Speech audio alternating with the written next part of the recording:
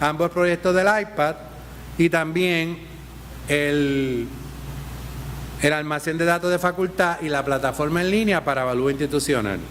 Mentoría de padres, facultad y estudiantes, colaboración entre bibliotecarios y profesores, y el modelaje de mentoría y mentoría entre escuelas. En este caso, un prepiloto que empezamos con la Escuela de Profesiones de la Salud y que empezamos a trabajar con la Escuela de Medicina Dental. En el caso de todos los componentes, una de las estrategias es el apoyo y la validación y validar las iniciativas de liderazgo individual, compartir e integrar los coordinadores entre componentes. Este proyecto comenzó con 3 coordinadores, después solicité la autorización para tener co-coordinadores en cada componente, se convirtieron en 8, cada uno estaba atendiendo a uno de los componentes y después nos convertimos todos en un mismo grupo trabajando prácticamente en todo.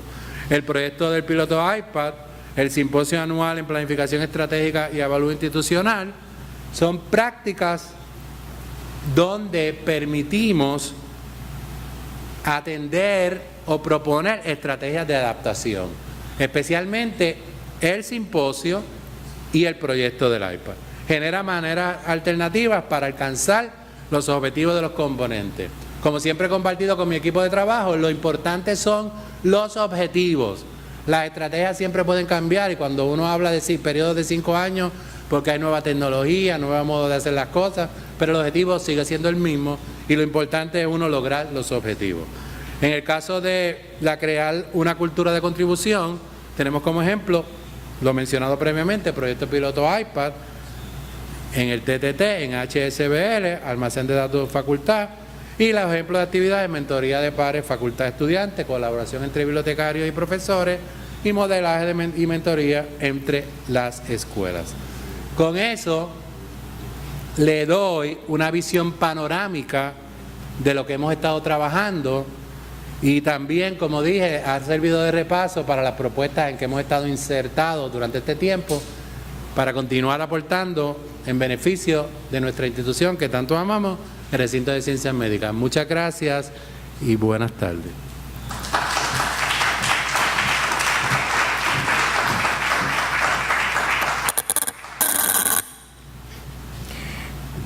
Tengo el placer, ¿verdad?, de presentar a nuestra primera invitada de la tarde de hoy. Ella es la doctora Andrea Alex. La doctora Alex ocupa actualmente la posición de vicepresidenta y jefe de gabinete de la Middle State Commission of Higher Education. Previamente ocupó la posición de decana de Planificación, Avalúo e Investigación Institucional en el Prince George's Community College en Maryland. Fue directora ejecutiva de Servicios Administrativos y Estudiantiles en la Universidad de Washington, Seattle, vicepresidenta asociada de Planificación y Presupuesto de la Universidad de Duquesne en Pittsburgh y directora de Investigación Institucional en el Community College of Allegheny County en Pittsburgh. La doctora Alex ha ocupado también la posición de presidenta del Society for College and University Planning y en el 2014 recibió la distinción de este Society for College and University Planning de Distinguished Service Award. Posee una maestría y un doctorado en Filosofía en Educación de la Universidad de Pittsburgh y tiene el placer de traernos esta conferencia con el título Vinculando los recursos con el plan. Planificar para el mañana es muy tarde. Que tengo el gusto de presentarles a la doctora Andrea Alex.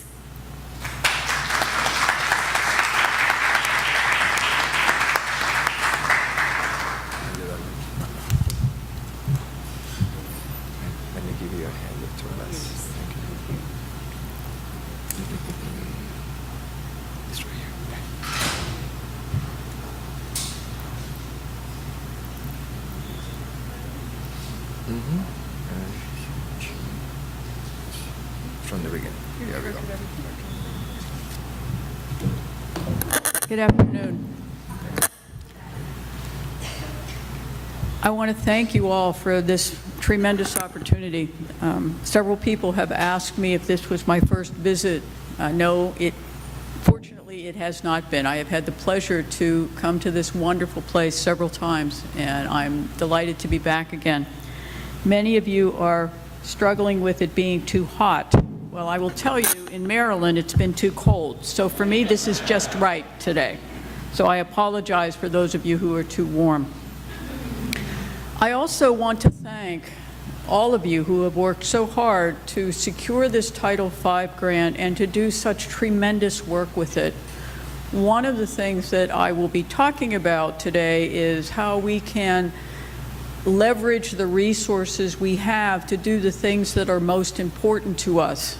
In the brief tour that I was able to have before this presentation today, I saw the many magnificent things that you have been able to accomplish with resources that were probably not enough, but you made it work anyway. And on a personal note, it reminded me of my very first job out when I graduated from Duquesne University. I had the pleasure and privilege of teaching in the Catholic schools outside of the city of Pittsburgh. And at that time, the Catholic schools had no money, but we were asked to take very small resources and turn them into very big things. And it was the dedication that we had to each other and to our students that enabled us to do that. I see that today, and I am proud and in awe of what you have done thus far and will continue to do. If I can be of any assistance today in any of the things that I have to say, again, it will be my honor and privilege to have been able to assist in some small way in what you are all doing in the service of our students. That's why we are all here. None of us is in higher education to get rich. We all know that, except rich in heart and rich in dedication to what we see in our students. I know your graduations are soon, and that's what makes it all worth it. We were talking earlier about some of the students we might have seen in their first year, and we have said to them ourselves, oh my goodness, are they going to make it through? Not only will they have made it through, they will have made us proud. So again, if there's anything at all that I might be able to contribute to make the glorious job that you are doing even more successful, I am humbled by that opportunity. I want to talk a little bit today about planning. I'm sure you all know that planning, resource allocation, and assessing are things that are very important to the Middle States Commission on Higher Education. They are important because the Commission has seen that without these things, it is very difficult for us to use and focus our energies in a way that will help our students succeed. There are two ways to look at planning. One way is to look at planning as a document, as a product. We all make the contribution, we say great things, we write them up, we put them in a book, and it sits there. As someone coming from the Commission, for us, sometimes we see that these great ideas sit in this book on this shelf until it's time for Middle States to come visit. And then everybody runs around asking, where's the plan? Where's the plan and what have we done? Not here, I'm sure. Not here. But in other places that I've been. So a plan as a product, a plan as something that is stagnant, that does not continue to move forward, that's a definition of planning, but certainly it's not what Middle States wants. Although sometimes we hope that by Middle States just reading our good words, they'll leave us alone. I understand that not all of us love Middle States all of the time. I get that. Right? Sometimes we are the bad guys. I get that too. It's okay. What the Commission, and I think what we want, is planning as an ongoing process, something that is always moving forward, something that is dynamic. And as in the earlier presentation we saw, and something that is becoming very important to you, this is a participatory process. It's not just one person saying, let's do it this way. And the reason for that, given that we are human beings, is quite simple. A leader is only a leader if there are followers and individuals to work with him or her. A leader is only one person. It is very seldom that one person by him or herself can really affect change. So if we wish people to work with us, what the Commission is saying is that we need to invite people in at the very beginning so that they can internalize and make a part of themselves some of the things that we will be asking them to do. Planning as a process means that there needs to be resources. There needs to be a sufficient number of people, a sufficient amount of time, and a sufficient amount of dollars, and a sufficient amount of water, thank you, to make it happen. This is the great part of being at a medical campus, okay? If anything happens to me, I'm covered today. So I thank you for all of that in advance. Planning as process means that every once in a while we have to stop what we're doing, step back and say, whoa, is this the right thing? Are we on the right path? Or did we make a wrong turn and didn't recognize it until it was too late? And when we stop and ask ourselves, are we on the right path? And if the answer to that question is no, then we need to have the courage to say, okay, we're going to try to do this differently. This is what Middle States expects. This is what Middle States sees as best practice in translating the words we put into plans into actions that will benefit our students, because ultimately it's all about our students. This has become even more important to give you a sense of time. The standards that all of us have lived with were initiated in 2004. I don't know about you, but I'm not even sure I can remember back to 2004. You may be aware that last year the Commission voted to implement a revised set of standards. So between 2004 and 2017, the Commission has pretty much said, okay, look, you've had 13, 14 years to figure this out. Under the new standards, under those revisions, the expectation isn't that you're just getting started. The expectation is that this is second nature. Of course we do things this way. So as this next round of accreditation comes to all of the campuses, not just here, but in the entire region, the expectation of the Commission will be that you're not just starting out.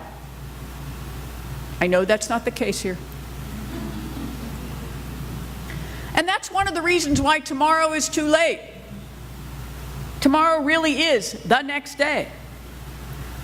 And when we wait until just in time, we're not planning, we're panicking more often than not, okay? We're saying, oh my gosh, I got to get something done. And we often ignore some of the better possibilities to finish because we just want to get finished. I'll give you an example.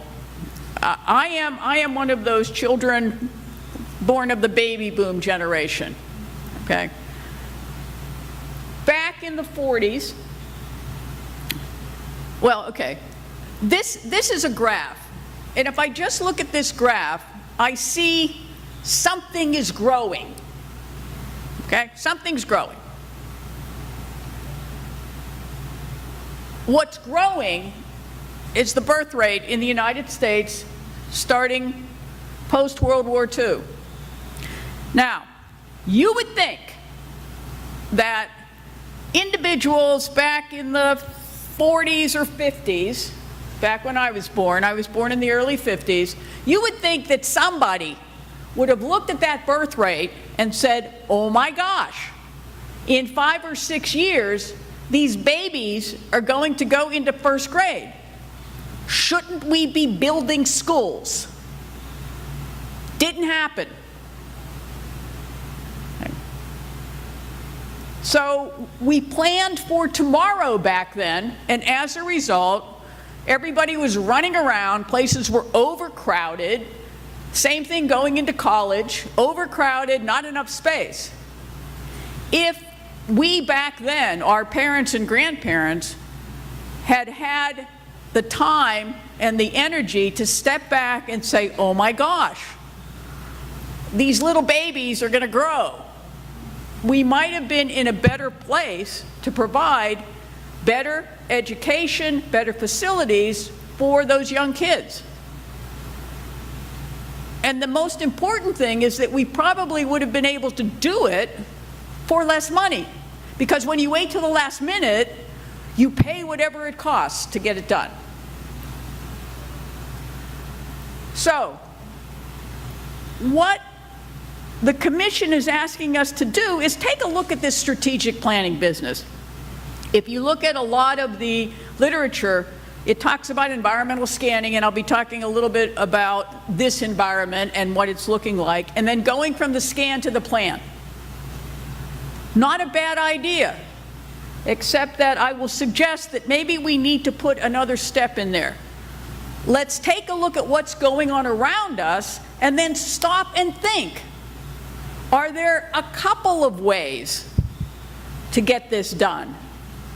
Then by generating multiple options, we can ask ourselves which one would work better for us.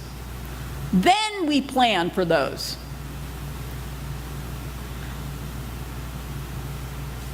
And I'm going to go right to this slide here and give you a chance here. What strategic thinking is taking a look at what's possible and what's plausible or probable. What might happen, what probably will happen given conditions around us, so that we can take time and think about things, so that we can make better choices, be more effective, so that the decisions we make today can really form a strong foundation for the decisions we'll make going forward. So our future really does start today. Actually, it probably started the day before yesterday. Another way of saying it is by this little graphic here. We think about things, inputs, we think about possibilities. We take a look at, rather than going right from A to B, right from thinking to doing, we think about what do these options mean? We think prospectively, kind of like the gold rush in California back in the 1800s. They prospected.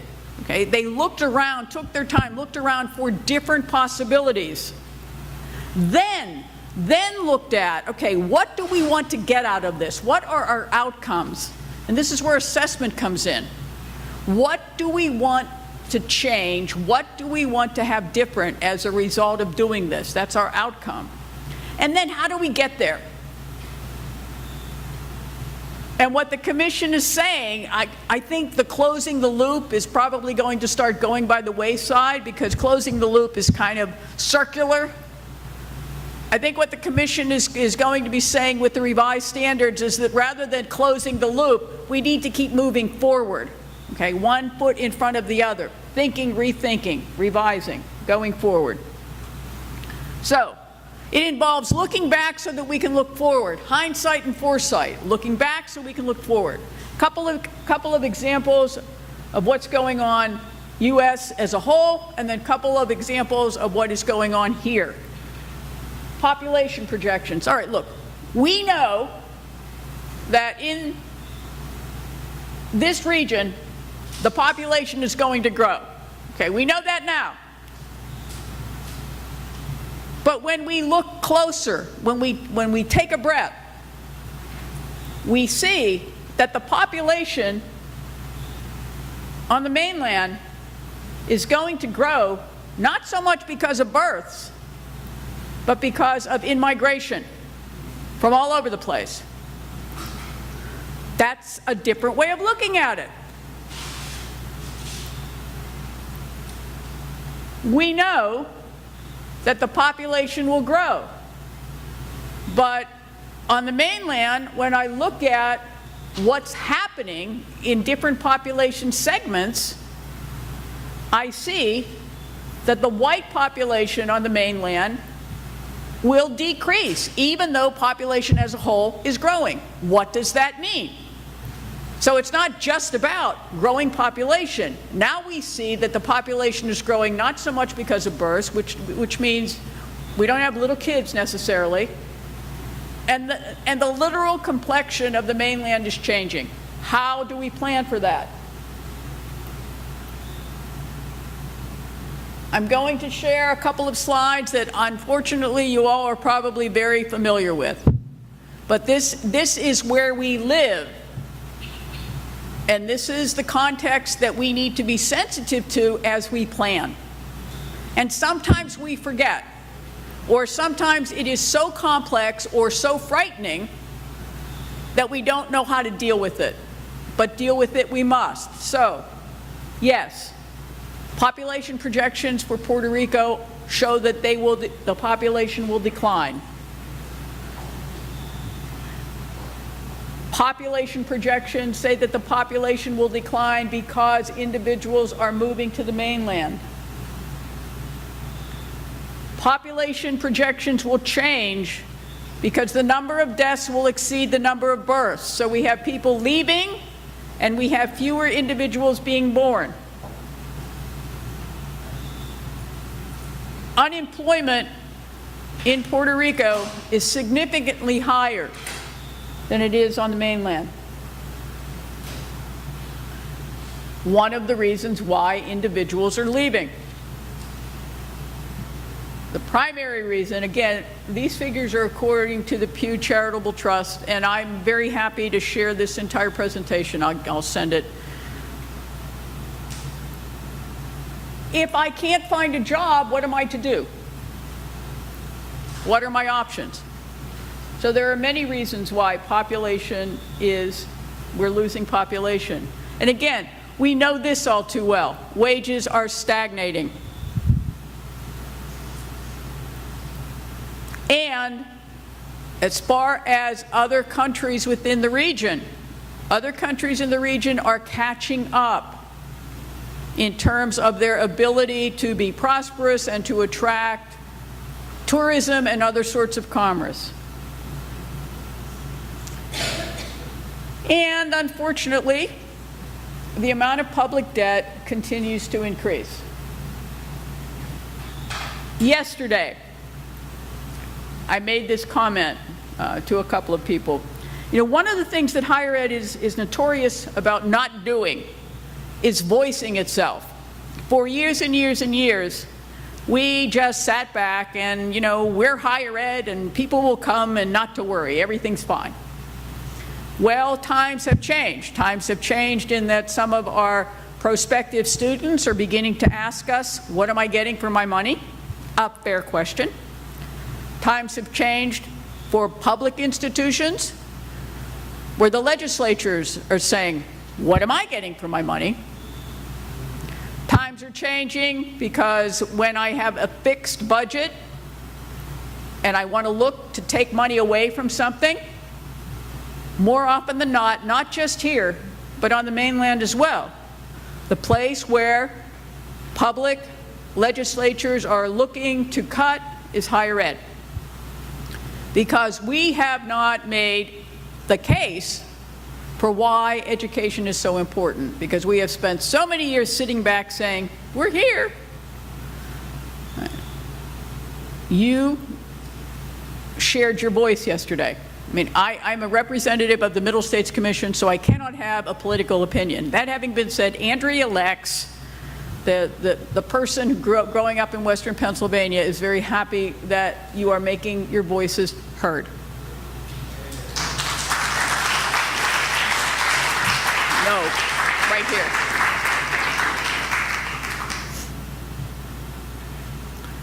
So, in my brief environmental scan, there are a lot of things going on. Many of them negatively, potentially impacting not only this institution, but higher education, not just in Puerto Rico, but higher education in the U.S. and quite frankly in the world. So, some institutions, rather than planning for some things, they run around and say, oh my goodness, what do we do? So here's a representation of some of the, what I will call knee-jerk, non-thinking solutions. We're going to hire people. We're going to get more programs. We're going to go to more places. We're going to go online. We're just going to offer everything to everybody all the time. Or we're going to target a smaller population. Then there's the other side of that coin. If this doesn't work out, we'll fire the people. The people that we brought on board to bring us more students, we don't have any more students. It's their fault. We're going to get rid of them. We got too many programs. We're going to decrease them. We're in too many places. We're going to cut back on that. We're trying to do too many things, and we're going to do fewer. And we need to find people. We need to find people wherever. Not often enough are any of these chosen because some thought has gone into it. I will share an anecdote. One of my institutions called me one day. They wanted to start a program in China. Okay, this is an institution in upstate New York, small regional institution, great institution with no international locations. So my first question as their liaison was, well, why? Here's the answer. Well, see, we have this business program, and it's not doing very well in upstate New York.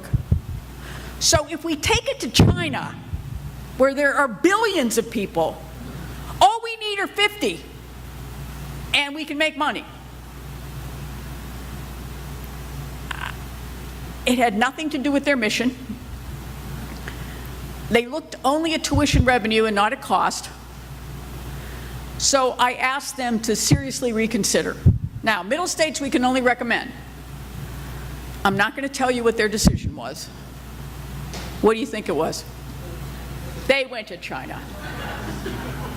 We can only do so much, okay? All right, so what do the standards tell us? The standards tell us, look, it's all about our mission. There are over 3,000 institutions of post-secondary education in this country.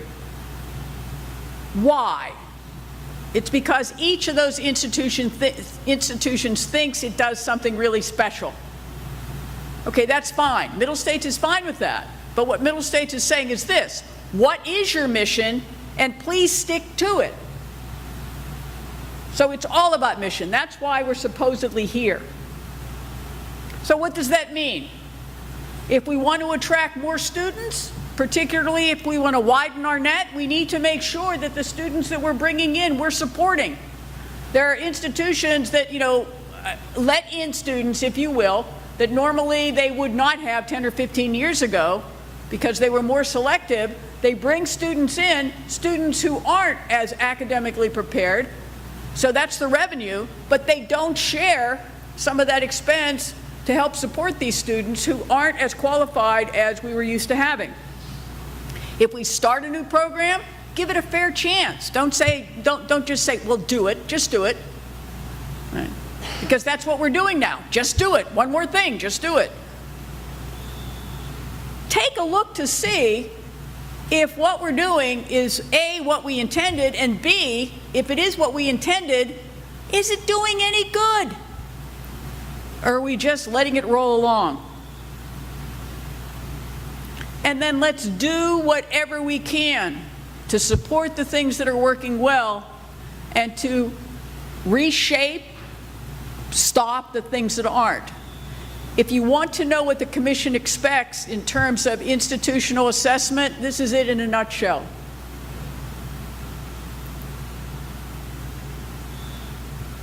We need to be committed to our mission. We need to look at different possibilities. We need to be true to our mission within the context, and that's what gets really difficult here. Here's our mission. And here's what's going on around us. We have to live our mission. This isn't paradise. No educational institution is in a perfect world. We all have our missions, and then there's the world in which we live.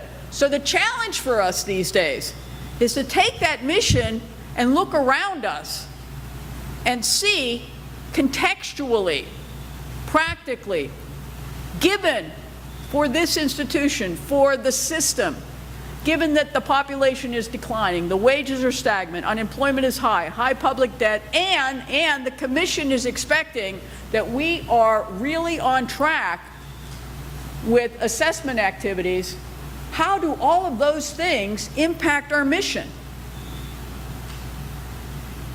These are not easy questions, but this is what the Commission is expecting us to do to put ourselves in a position to best serve our students.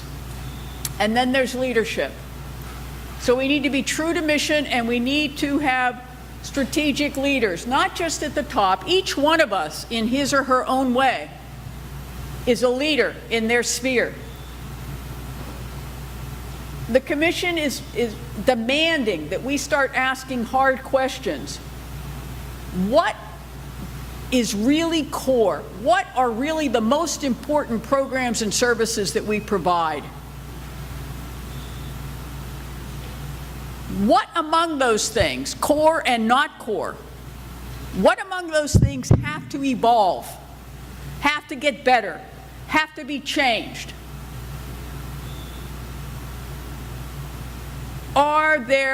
Is there more than one way to get to our desired end? And perhaps the most difficult question for those of us in higher ed to answer, what will go away? I have been a planning and budgeting officer for longer than probably some of you have been living. And the hardest thing in the world is to stop doing something. So we take ever fewer resources. Okay, we're getting less of everything, and because we don't make the hard choices, we're doing more. That doesn't fit, but it's hard to say no.